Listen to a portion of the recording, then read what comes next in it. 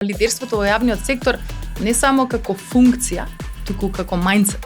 Секоја индивидуа е лидер во рамките на организацијата, без разлика која функција ја носат. 100% од ударите што не ги правиш се промашени.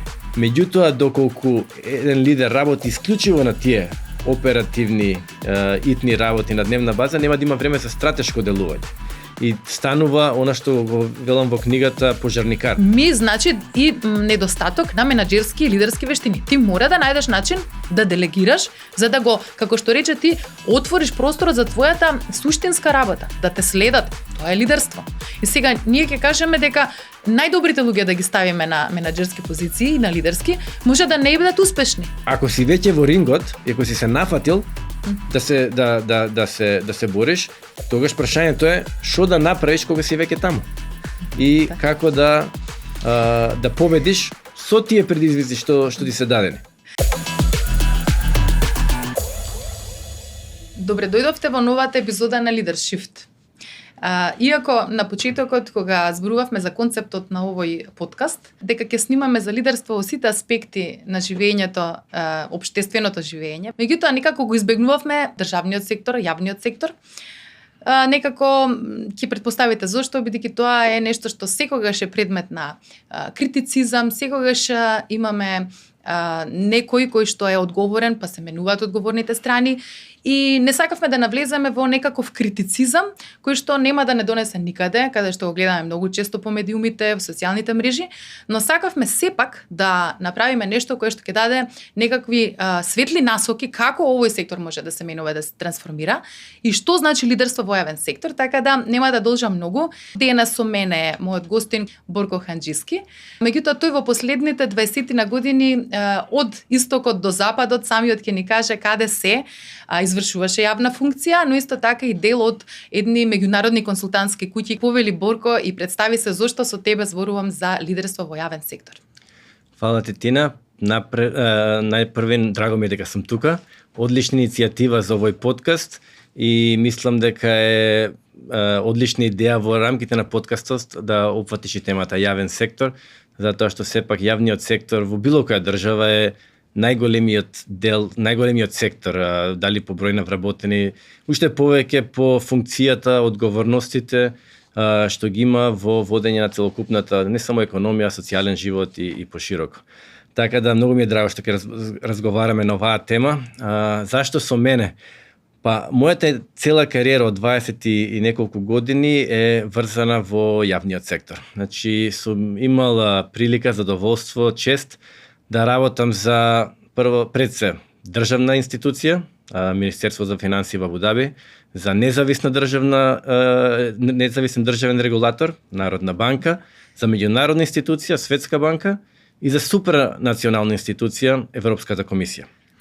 А остатокот пак од кариерата кој го поминувам во приватниот сектор, каде што сум и сега, ми беше речиси целосно врзан за јавниот сектор, односно како консултант, како менеджмент консултант, моите клиенти и во сегашната компанија Оливер Вајман и во претходната Мекинзи беа пред се државни институции. Ми спомна кога зборувавме дека точно и трендот и кај овие големи консултантски компании кои ја гледаат економијата глобално, последните 15 години преминува некако најголемите проекти да бидат во јавен сектор, трансформација на јавни институции, за разлика што порано повеќе беа некако насочени кон приватен сектор.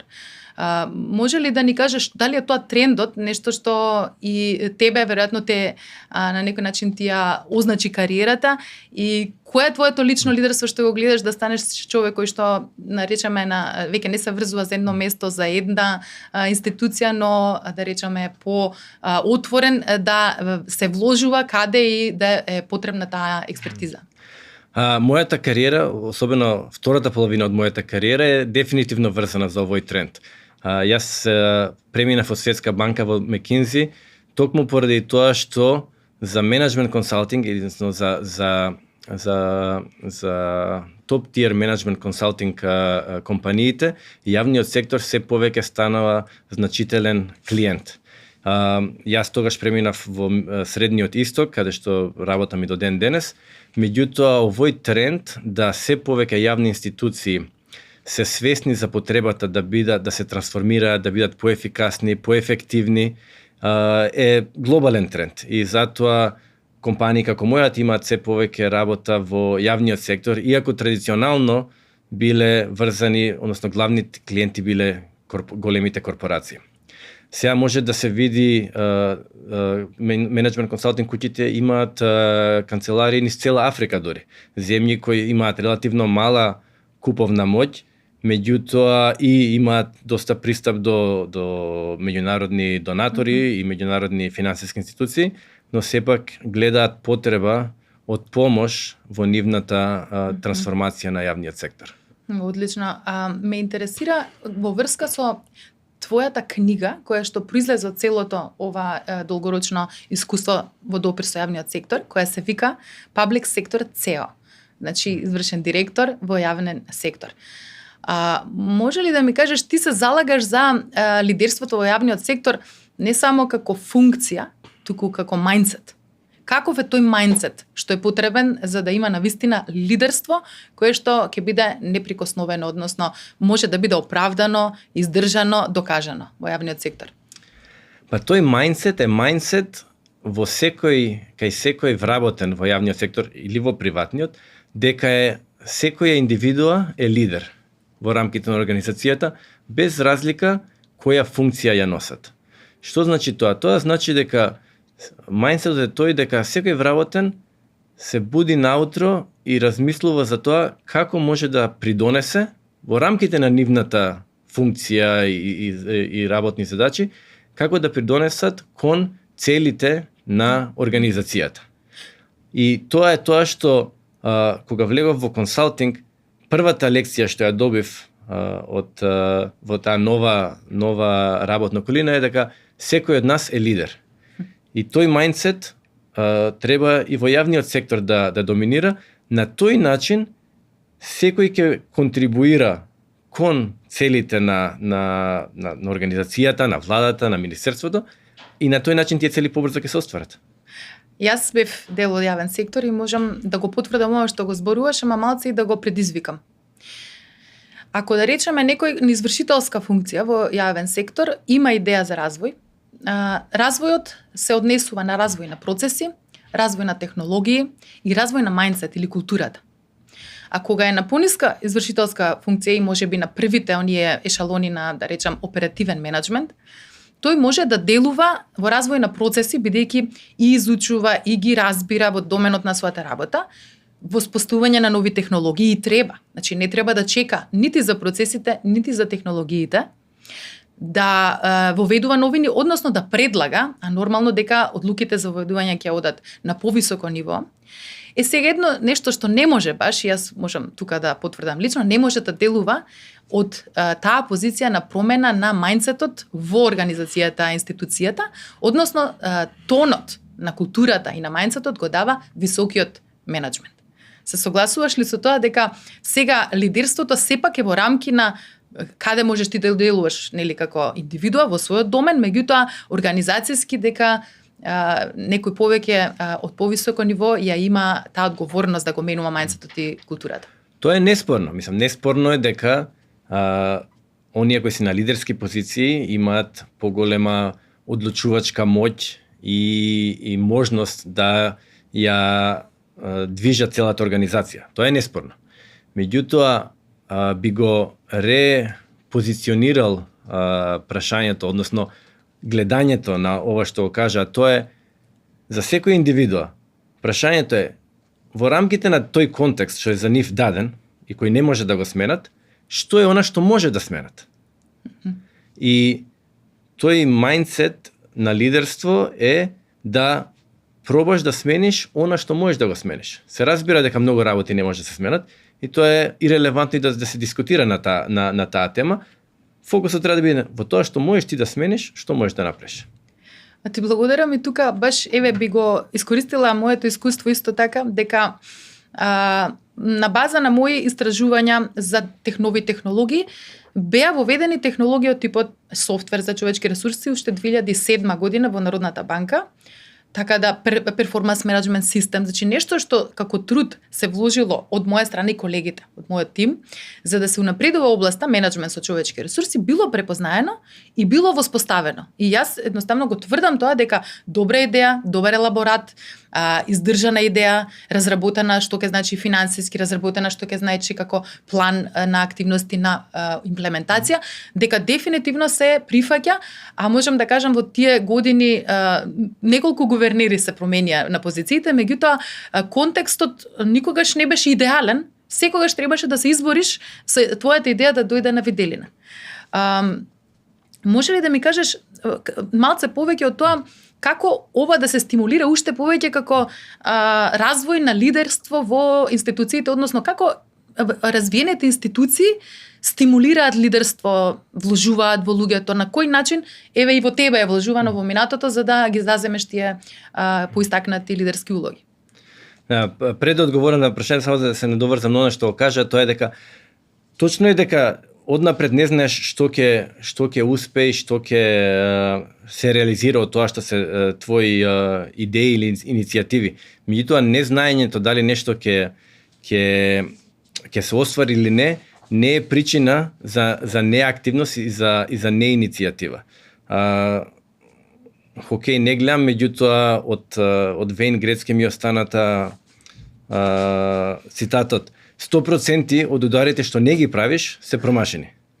Односно не стигнуваат во голот. Исто и тука. Ако не пробаш, сигурно нема ништо се смени. Ако пробаш, има шанса нешто да се смени. Сега, како тие што се на лидерски позиции, тие што имаат најголема способност и должност да ја движат организацијата во правиот правец, да стимулира таква култура, таков мајндсет, многу работи може да направи лидер на организација во тој правец. Од формални, да кажеме, мерки како вклучување на иницијативи во евалуација на успехот на индивидуите, до неформални иницијативи како давање неформален фидбек, барање идеи, имање, да кажеме, иницијативи за прибирање на bottom-up иницијативи од целата организација, не само од тие што се десетина луѓе околу лидерот, и наметнување на таа култура дека е добро да се биде самоиницијативен и дека е добро секој во својата позиција да се чувствува како лидер и да има одговорност да го заврши тоа што се очекува во него на таа позиција. Сега ќе се осврнам малце на твојата книга каде што велиш дека некако самиот лидер треба да управува ефикасно со своето време, да не биде завлечкан по туги агенди и планови, но кога и да се сретнам, еве да речам со луѓе на позиции кои што се од државен сектор, цело време се случува обратното. Значи, некој им ги прави агендите, не можат да воспостават некој процес на управување со перформанси на вработените, делегирање. Многу пречки гледаат самите менаџери, односно раководители, во однос на организација на својата работа и организација на работата на тимот. Кои се тука некои добри практики кои што може да им помогнат? На крајот, во суштина, јас си сум приметила дека најактивните луѓе, најамбициозните луѓе кои што работат под државните институции се и оние кои што се најмногу на удар, им се менува животот, work-life balance, влегуваат во бернаут во тие периоди кога се најистакнати во своето работење. Како тоа да премине во системско подобрување? Во јавниот сектор тоа е класична приказна на секаде дека оние што се на лидерски позиции имаат предизвик да одржуваат контрола на нивното време.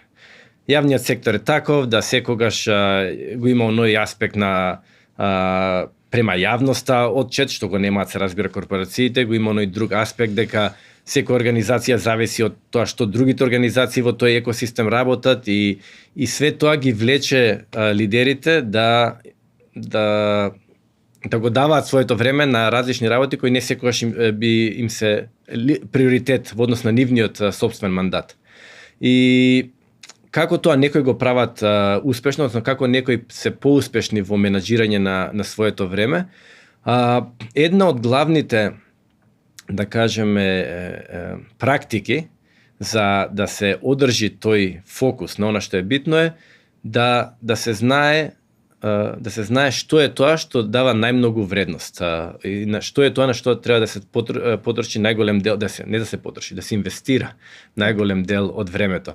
Класичниот Pareto Principle, 80-20 approach.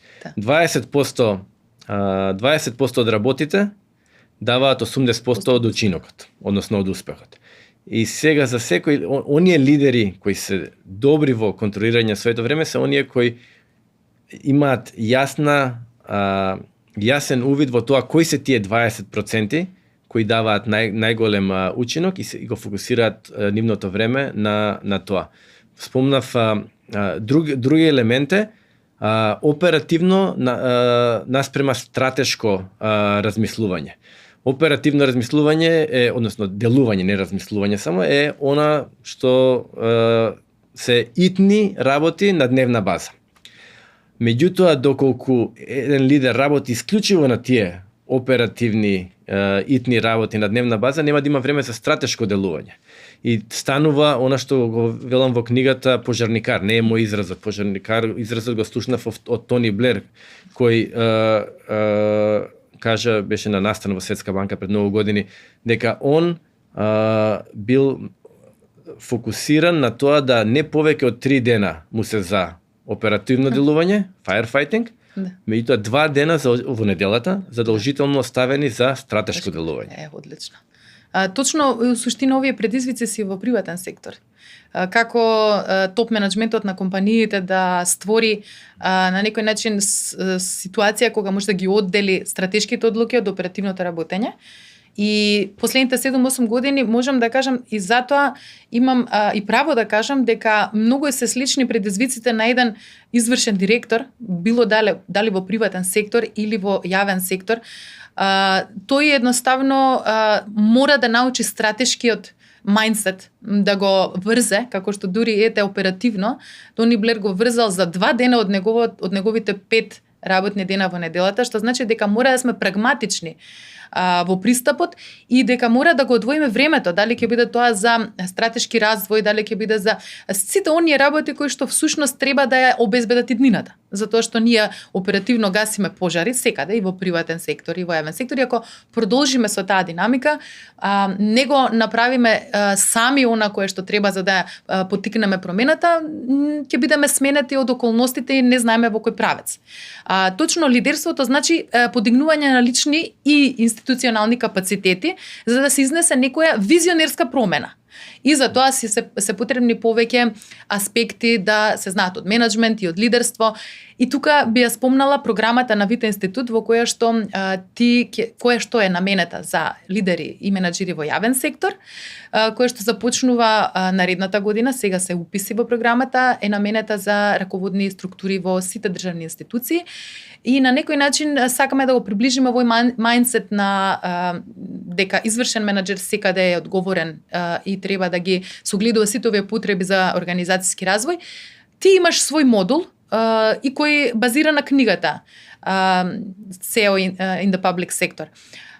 Книгата на некој начин спомена базира на многу интервјуа и твои можности да ги слушнеш многу успешни лидери во јавниот сектор. Можеш ли да ми кажеш прво еве за книгата, па и за модулот, кој мит сакаш да го разбиеш во јавниот сектор со книгата? Зашто и насловот кажува нешто. Па, мислам дека тоа што кажува насловот е главниот мит кој се обидувам да го разбијам, а тоа е дека да се биде лидер во јавниот сектор е повеќе политичка функција. Да, јавниот сектор има политички аспект, меѓутоа подеднакво, а можеби и повеќе, има извршен аспект, односно тоа улога на Chief Executive Officer или на извршен директор. И дека со тој мајндсет дека јавна организација е организација, исто како што се и компанија или невладина организација, и дека треба тие стандардни практики на ефективност да се наметнат и да се применуваат, е главниот мит што би сакал да го разбијам, како што кажам. Тука исто би сакала да малце да им доближиме на сите наши, да речам, лидери во јавниот сектор. Што е тоа што развиените системи, организации и консултантските компании од висок профил како оние во кои што си работел, го земаат како најзначајни процеси за организацијски развој, технологија исто, што вклучува тоа, всушност, кога ќе кажеме, треба да се трансформира една јавна државна институција. Што тоа опфаќа? Опфаќа неколку елементи. Можеби започнал со првиот е да се одреди целта. Што треба да се постигне и таа цел да биде многу јасно дефинирана. Во приватниот сектор таа цел е по дефолт јавно дефинирана. Bottom line, профит, како да се зголеми. И после тоа или треба да се зголемат приходите или да се намалат трошоците. Во јавниот сектор е поинаку и често се случува да цела една организација оперира без, односно функционира без точно да има јасно наведена цел за тоа што треба да се постигне. Значи тоа е првиот чекор. Може тука да те прашам, може би има јасно наведена цел во некој документ некаде, на некој состанок искажана. Но што во суштина значи јасно дефинирана цел за целата институција? Како таа технички се да речам се каскадира, се спушта до долу? Тоа е следното. Од таа крајна цел потекнува све друго. Прво, ако таа крајна цел прво треба да се измери. Да има некој KPI, односно некоја мерна единица и таа мерна единица да има таргет, што треба да се очекува во наредните 3 години. Пократок период на, судски процес и слично. И после тоа, како тоа се каскадира? Од таа главна цел се каскадираат целите на секое ниво на организацијата. Значи, она што прави најниската позиција во таа организација, неговите мерки, односно неговите KPIs, фактички контрибуираат, придонесуваат до стратешките цели. И тоа потоа влегува во како се мери успехот на секоја индивидуа. Слично како во приватниот сектор и во државниот сектор, во успешни во ефикасни системи, се мери на сличен начин. Каде што секој вработен во јавниот сектор, секој вработен во таа организација, има одредени мерила за успех, за тие се врзани за таргети, еднаш годишно се мерат тие таргети.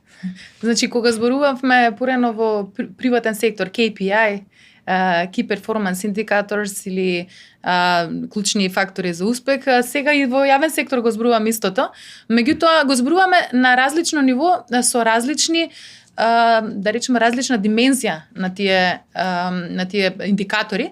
И тука баш многу често и аналитичари, скоро читав еден предлог од наш познат економист, кој што вели дај некако да го врземе јавниот сектор, успехот во јавниот сектор со успехот на економијата, за да на некој начин не биде тоа два посебни света, јавен сектор, кој што треба да биде во сервис на приватниот сектор и на граѓанскиот сектор, туку тоа некако да биде условено дека доколку има пораст во економијата, ќе има, да речеме, пораст на платите во јавниот сектор. Меѓутоа, ова е една, да речем, може би идеалистички окей, меѓутоа практично, оперативно не може може ли, ајде да прашам, да се изведе, да на некој начин може сите да се врзат за некакви бројки параметри кои што може да ги разберат или да ги врзаме само највисоките структури на владата и министрите и институциите кои што се одговорни во тој дел. Како вработените ќе се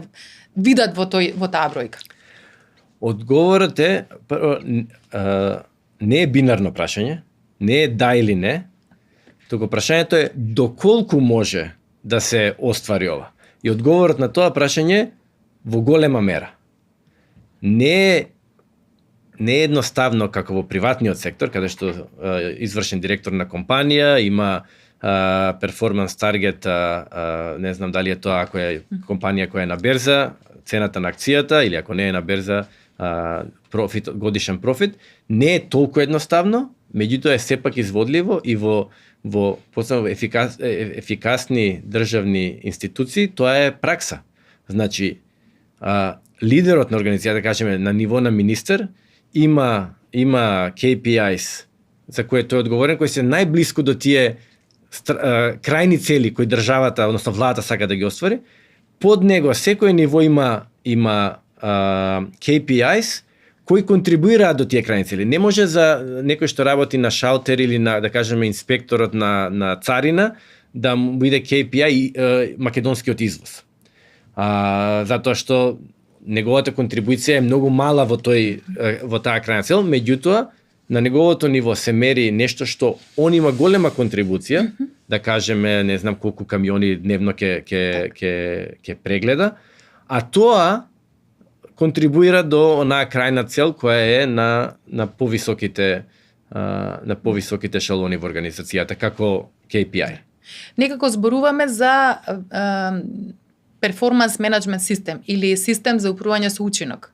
Затоа што тоа е скенирачки процес во секоја организација кој што ни дава увид кој колку работи, кој во што е успешен, кој во што треба да се развива, значи од таму се плановите за развој, плановите за унапредување во кариерата, за наградување, едноставно во недостаток на таков систем, што треба во секоја организација да се спушти до секој работно место, бидејќи тоа е навистина си бара и познавање, но и ангажман, секој дури да дојдат консултанти од надвор, тие мора со внатрешните раководни лица да го осмислат процесот и да ги најдат тие кои што се KPI или клучни фактори за успех врзани со дејноста и процесот и работата на секој вработен. Сега сето тоа значи си бара свое внимание да се развива менеджмент со човечки ресурси во секоја организација како еден од трансформативните процеси, а се уште во македонски услови менеджмент со човечки ресурси во јавен сектор е, можем да кажем, мисловна именка или нешто до некаде кадрово и процесно, но не им се дава таа автономија на тие оддели, зашто се крирани воопшто во тие менеджмент системи во светот кои ние ги зимаме, а на нешто даваме акцент. Не знам, ќе дадеме за финансирање, буџетирање за набавки, нема да дадеме акцент за менеджмент со човечки ресурси. Можеш ли малце да ни доловиш тој мајндсет и да се делегира и прво кон одделите, нивната работна задача, а потоа да се делегира и во тимот, кон членовите на тимот, која е базира на една доверба во системот дека тоа е нашата работа и можеме да го најдеме вистинскиот процес за делегирање. Како се постигнува тоа, бидејќи јас мислам клучно е тука, се претрупуваат со работа едни, други немаат работа или не се вклучени, но некогаш сето тоа и не зависи од нив, туку од недостаток на системски пристап. Значи, имајќи предвид колку се битни луѓето во осварувањето на целите на една организација, вклучувајќи во јавниот сектор, улогата на одделите за човечки ресурси е огромна. Сега, како тоа во индивидуален контекст да се максимизира, тоа све зависи веќе од организацијата. Она што ја бев од државна институција каде што имавме потреба од вработување нови луѓе. И се разбира дека наоѓање на правите луѓе бара време. И бидејќи тоа време јас не можам да си го одвојам, ако го одвојам ќе ми трпи она што ми е главна работа, јас се разбира се ослонувам на одделот за човечки ресурси да ги најде тие луѓе. Сега во тој систем каде што е добро уредена организација, тој оддел точно знае како да пристапи со мене, да разбере што ми треба и после тоа како да ги најде тие, идентификува тие кандидати и после да го води процесот ефикасно за да јас ги добијам најбрзо што можам. И тоа е тоа што... рекрутмент делот, каде што можам да кажам дека е можеби најболната точка за јавен сектор и бара многу подобрување во иднина и свесност и меѓутоа ајде малку за овој вториот дел. Ги имаме луѓето, тие се луѓето. Треба од луѓето да направиме тимови и ефикасна организација. Значи, многу често слушам од најквалитетните луѓе кои ја ги ценам во, да речам, по кабинети или раководители со долго работно искуство. Еве, дојде уште една задача на 10-те, сега морам ова да го фатам. Чекај, немаш ли на кого да делегираш? Немам на кого да делегирам. Или ќе ми помине време, или не знаат, или не можат, или не сакаат, или... сега, ова мене ми колку да ги ценам тие луѓе, ми значи и недостаток на менаџерски и лидерски вештини. Ти мора да најдеш начин да делегираш, за да го, како што рече ти, отвориш просторот за твојата суштинска работа. Затоа што имаш тим. И сега, зајакнувањето на тимот бара одредени вештини. Познавање на бизнес психологија, мотивирањето на луѓето, да го скршиш отпорот, да те следат, тоа е лидерство. И сега ние ќе кажеме дека најдобрите луѓе да ги ставиме на менаџерски позиции и на лидерски, може да не бидат успешни. Најдобри во смисла дека и може и карактерно се добри, може се добри во струката, може секако, меѓутоа на крајот нема да формира тим бидејќи го нема тој сет на вештини за лидерски, за менаџерски концепти и вештини. Например, еве, во Федерални резерви, преку Народна банка имав прилика да влезам во некои врвни институции да видам како работат. И можев да видам дека, исто и јас, дека тамо не се остава на случајност во развојот на лидерите менаџерските структури на секој ниво. И ти ми го кажа тоа, јас како ме стават на едно ниво, веќе ми го дават планот за развој за наредното ниво. И сега ние таков пристап сме немале во јавниот сектор, затоа што се сметало дека по авторитет тебе ти се дава позицијата, функцијата, ти како авторитет ќе се наметнеш на тимот и така ќе водиш. И всушност се остават и луѓето да горат без да им се даде сапорт за менаџерски лидерски вештини, а од друга страна и да не можеме системски да го уредиме тоа. Веруваш ли дека еве со оваа програма што сега заедно ја стартуваме, дека е правото време, дали има свесност, можеш ли малце ми кажеш за мотивот да се вклучиш во програмата на Вита институт за развој на лидери и менаџери во јавен сектор? Се разбира. Прво, многу ми е драго што ме покани да се вклучам. Мене ми е ова можност да ги пренесам оние знаење и искуства кои сум ги добил не само со моето искуство, работно искуство, туку и со пишувањето на книгата, кај што имав прилика да зборам со повеќе од 30 искусни и успешни лидери во јавниот сектор, све тоа да го пренесам на нашите сегашни и идни лидери во македонскиот јавен сектор. И само на тој начин со проактивно лидерство можеме да менуваме, значи не можеме да чекаме да се случат промените сами по себе, некои херои лидери да дојдат и да ни помогнат се да смениме, но мораме ние да се развиваме, да учиме и да го склопуваме мозаикот на големата слика кај овие промени трансформативни треба да одат и која е мојата улога во сето тоа. Би сакала тука да споменам дека се повеќе не само во Македонија што јавниот сектор веќе не е посакувана работна средина. И овој проблем не го имаат само јавниот сектор во македонски услови или регионални. Скоро имав прилика да имам предавање во Љубљана, во еден центар за јавен сектор, каде што се вклучија колешки од управата за приходи на Холандија. И нивната тема, главна, топ тема или жешка тема, како ќе речеме, беше како од јавната администрација, односно управата за приходи во Холандија, која знаеме колку е развиена земја, да направиме атрактивна работна средина, бидејќи вика ни заминуваат квалитетни луѓе. Младите луѓе не се гледаат себе во овој дел. Ние ги учевме предприемништво, стартап, гледаат апликации, прави бизниси, сега се ориентирани повеќе кон приватен сектор. И што ќе се случува сега со јавниот сектор, кој ќе води тамо, а тоа е главно за развој на државите. Како можеш ли да ни кажеш како се справуваат, наречам, софистицирани институции како Светска банка со ова прашање да бидат атрактивна работна средина? Што ги прави такви? Вака, јас прво доаѓам од регион што е исклучок од ова правило. Во Средниот исток, барем во земјите во кои што јас работам пред се во Обединетите арапски емирати, државниот сектор е атрактивно место за вработување, токму затоа што е во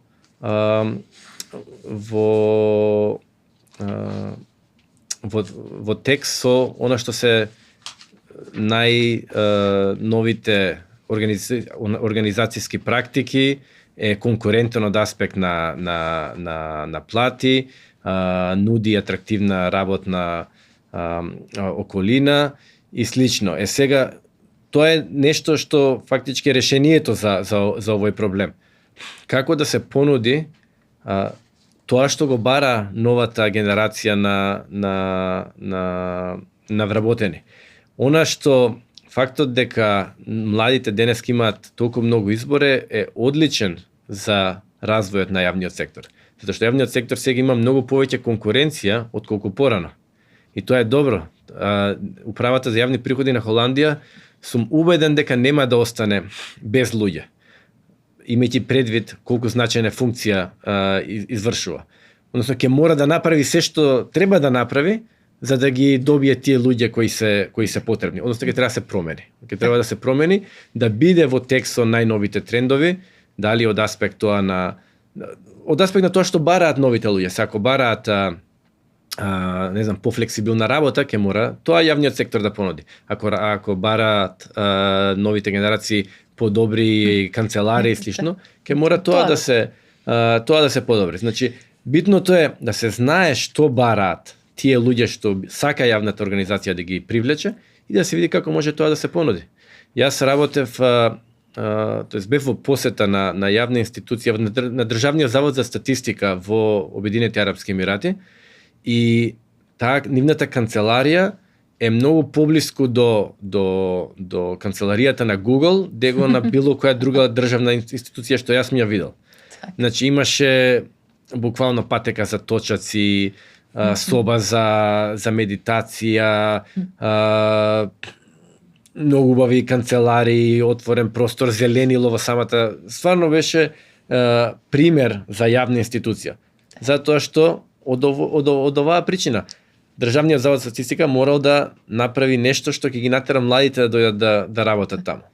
Апсолутно се согласувам и со твои зборови, убаво го опиша, а јас еве ќе додадам дека всушност нивниот прв чекор беше да го измерат искуството на вработените. Да го измерат искуството на вработените значи да направат соодветни истражувања и навистина да го слушнат. Навистина да се доближат до потребите на луѓето и на постичките вработени и да скенираат младата генерација што ја задоволува, каква работна средина. Јас исто не можам да замислам многу млади луѓе кои ги знам, не можам да ги спојам со просториите и начинот на менаџирање во јавен сектор сега тука, без нити дигитализација како што треба, без лидери кои што ги инспирираат и мотивираат и ментори, без простор за учење и сето тоа. И некако тоа апсолутно мора да се менува во наредниот период. Секоја организација да се бави сама со себе во тој дел, но пред се мора да го слушне искуството на вработените, да го измери, да го разбере, да навистина сака. Многу често тие анкети некои за задоволство ќе бидат така спроведени формално, ќе има или нема да бидат спроведени, или ќе бидат спроведени, нема да има follow-up, што уште повеќе ги деморализира луѓето кои што ги одговориле бидејќи чекаат нешто да се промени, но брзината со која што живеат поготово младите луѓе, начинот на кој скролаат и начинот на кој сакаат брза реакција, брз фидбек, известност, лайфстайл, тоа ако не се прилагоди малце во тој правец, јавната администрација на вистина ќе се соочи со недостаток на кадар. И затоа одделите за менеджмент со човечки ресурси всушност се одговорни за овој тип на активности, мерење на искуство на вработени, давање на предлози за подобрување и така натака, а инвестициите треба да одат во тој правец во кој што се потребите на луѓето. Дали би можело тука малку исто да те навратам на се што има во книгата која што имаш напишано, кога би требало да охрабриш некој ново назначен лидер во јавен сектор, кои 3 работи биле клучни за да тој навистина влезе во лидерската улога и да делува од истата, со тој мајндсет? Па првата би била она што зборевме, да се има јасно определена и искомуницирана цел и како се мери успехот. Тоа е првото. Второто е тимот. Без тимот, ниедна индивидуа колку и да е способна не може да го постигне она што ќе го даде пред себе како лидер за цел. Третото би било да не се ограничи од она што е останат од минатото, како ограничување, односно како практики, односно не знам точно македонски збор кој е за легасис. Да. Значи наследства, наследени работи што не се соодветни за денешното време. Неприменливи. Секогаш прашањето ќе биде, ако тоа не постоеше денеска и денеска треба да го воведеш, дали ќе го направиш исто како што е? Докато одговорот е не, тогаш тоа што се прави денеска треба да се смени. Одлично. Одлично. Значи ова значи дека едноставно мајндсетот на лидерите е да го предизвикаат статус кво. Да Апсолутно. предизвикаат моменталната состојба, да речат што може да се подобри. И тоа те прави лидер. Апсолутно, и така ги остваруваш целите, така напредуваш. Пред некоја недела прочитав дека во Баварија, значи од германската држава Баварија, ќе отпочнат повторно реформа во здравствениот систем да го исфрлат факсот. Факсот го исфрлаат се уште во Германија. И не е прв пат што се обиделе да го отфрлат. Значи тоа укажува на тоа колку тие лоши наследства, односно лошо наследни практики може да траат додека некој лидер не дојде на позиција да ги оттргне и да ги замени со нови, во случајов електронско менаџирање на трансфер на документи врзани за здравствено осигурување, што е она што се уште денеска во Германија се води преку факс. Бар во таа германска држава. Може ли да ни кажеш, да ни откриеш кога ќе биде достапна книгата на македонски јазик и за нашата публика, за нашите луѓе кои ќе може да им биде еден, да речеме, прирачник за брзо влегување во на функција, чи за кого е намената? Имам желба и цел да ја преведам книгата на македонски. Не можам да дадам дата за која што знам дека нема да бидам сигурен дека можам да ја остварам, меѓутоа ќе го направам тоа. А во меѓувреме, за секој нешто сака да ја добија книгата, може да ми се обрати, можам електронска верзија да пратам на било кој што е заинтересиран да ги прочита тие искуства што јас ги споделувам во книгата.